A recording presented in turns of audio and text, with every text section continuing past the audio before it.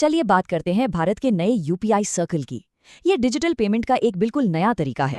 अक्सर ये दिक्कत आती है कि परिवार के लोग यूपीआई कैसे इस्तेमाल करें अगर उनका बैंक अकाउंट न हो तो इसी का एक ऑफिशियल हल निकाला है एनपीसीआई ने, जिसका नाम है यूपीआई सर्कल। मतलब एक इंसान दूसरे के अकाउंट से पेमेंट कर सकता है परमिशन के साथ और कुछ नियमों के अंदर।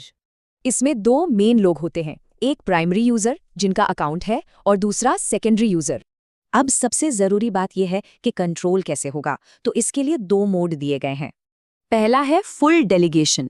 इसे एक तरह का डिजिटल पॉकेट मनी समझिए, जिसकी मंथली लिमिट तय होती है। और दूसरा है पार्शियल डेलीगेशन। इसमें हर एक पेमेंट के लिए प्राइमरी यूजर की हाँ जरूरी होगी। अच्छा, इस सिस्टम को सेफ रखने के लिए कुछ ऑफिशियल लिमिट्स भी हैं। चलिए वो नंबर्स देखते हैं।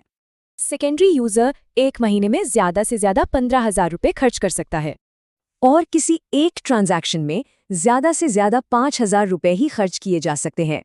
एक प्राइमरी यूजर अपने सर्कल में 5 लोगों तक को जोड़ सकता है। शुरुआत में सेफ्टी के लिए कुछ और भी नियम हैं, जैसे एक कूल ऑफ पीरियड और 24 घंटे की एक लिमिट। बड़ी बड़ी ऐप्स ने इसे अपनाना भी शुरू कर दिया है। चलिए एक रियल लाइफ एग्जाम्पल देखते हैं। गूगल पे ने इसी के लिए एक खास फीचर लॉन्च किया है, जिसका नाम है पॉकेट मनी। इसमें पेरेंट्स अपने बच्चों को डिजिटल पेमेंट करने की इजाजत दे सकते हैं, वो भी पूरी निगरानी के साथ। वो पता है क्या, फुल डेलीगेशन के लिए सेकेंडरी यूजर का ऑफिशियल आईडी से वेरिफिकेशन भी जरूरी है। और यही तो इसका असल मकसद है, फाइनेंशियल इंक्लूजन और डिजिटल लिटरेसी को बढ़ाना।